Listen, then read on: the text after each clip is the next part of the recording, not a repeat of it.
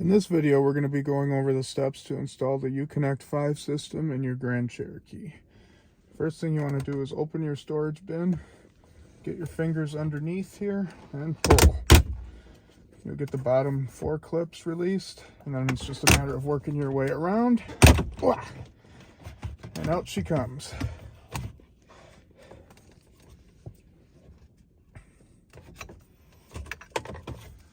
At the rear, there's one plug for the climate control.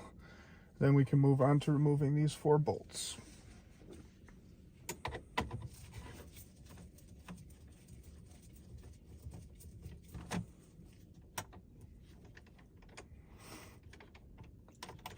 I'm using a 7mm nut driver. Okay, I've laid out a towel so we don't scratch anything. With the 4 bolts that hold the original radio end removed, we can proceed to doing the connections here.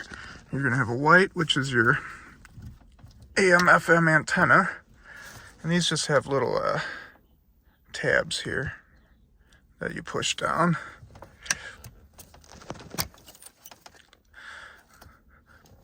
The mustard, which is your GPS and Sirius XM. And the pink, which is for your LTE, which is not used on the Uconnect 5. So if you follow it up, you can actually unplug it from the main antenna right here. So we can just store that. And then we're left with the bulky main connector and the USB. So the USB just has a tab here that you push down and then pull out. This main connector, it can be a little tricky. So what we're going to do is push in here at the tab. Oh, that wasn't tricky at all. And you see this kind of just levers up, and that's how that comes out. And we're free. Okay, with the old head unit out of the way, we can begin installing the new one.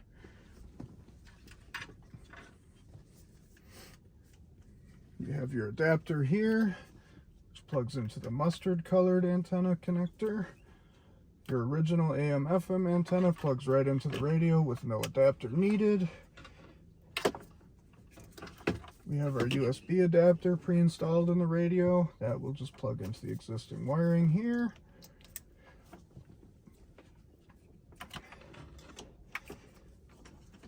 Finally, we have our main connector here, which will just plug into this adapter. Make sure that this lever here is open to accept it. And then just push down till you hear a click.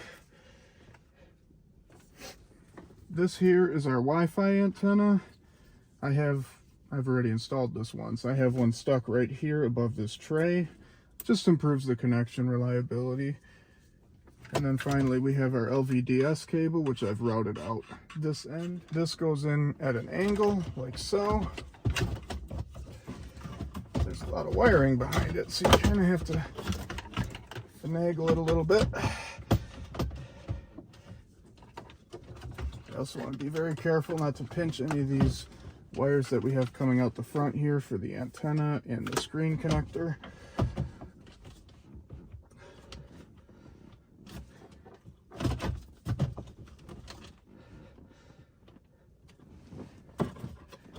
Once everything looks good, you can reinstall the 4 7mm bolts.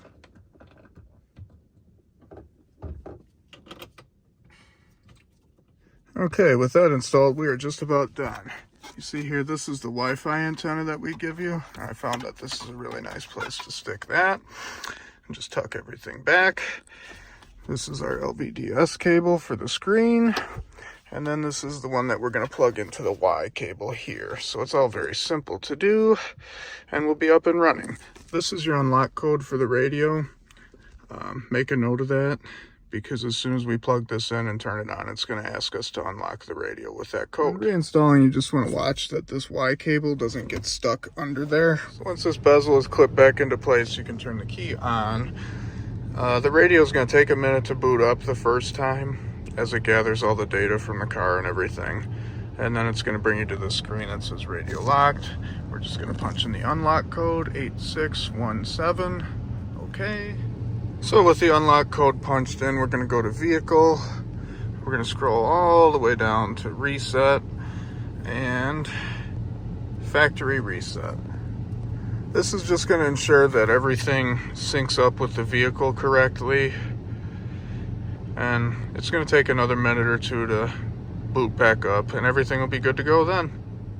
So after the reset, it takes around 2 to 3 minutes for the radio to actually reboot, and then from there you will find that it does take some time for certain things to populate back to the radio as it picks up all the features from your car. So like, we're still waiting for the off-road pages to come up, but everything else is pretty good to go here. So we're just going to give it some more time. On 2016 and 2017 Jeep Grand Cherokees, you also need to replace the USB hub, which is located here in this storage cubby. To do so, you want to do this while the screen is out, obviously.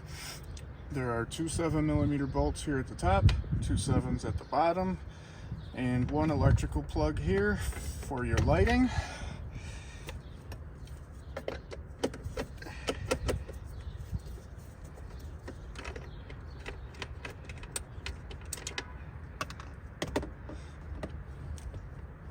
In order to access the bottom 2 bolts for the storage cubby, we need to lift this part up, just unclips.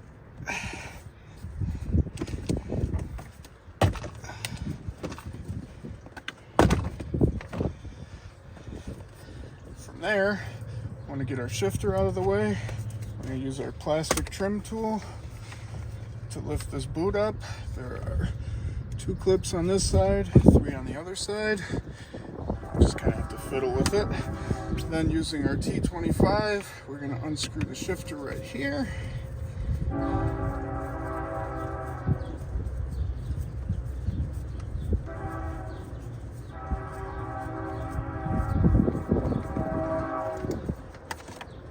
And that's up and off.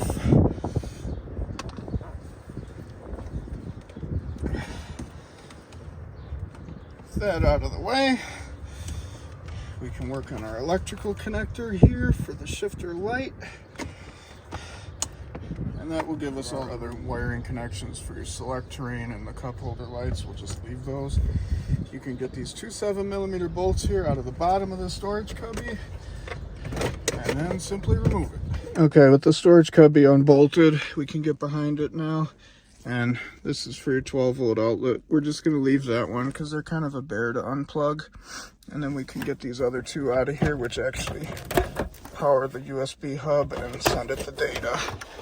So with those out of the way, you have enough room to unscrew this old hub here and screw in the new one.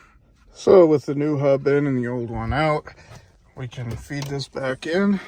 Those are the 2 bolts on the bottom. These are the 2 on the top, and then your wiring plug for the lighting in here. And then obviously this will clip back on over it. Slide the shifter knob back on and reinstall that T25 screw, and you're done. Okay, after installation, the last step is going to be to plug in our programmer, and that'll change the settings automatically for us so that the screen operates correctly in your vehicle. For 2016 and 2017, you can plug this right into the OBD port here in the driver's footwell. On 2018 and up, we need to use this bypass cable, and I'll show you where that goes. So we're now over here in the passenger footwell, and we need to get to the SGW module, which is going to be this here with the 2 wiring harnesses plugged into it. We're just going to reach up.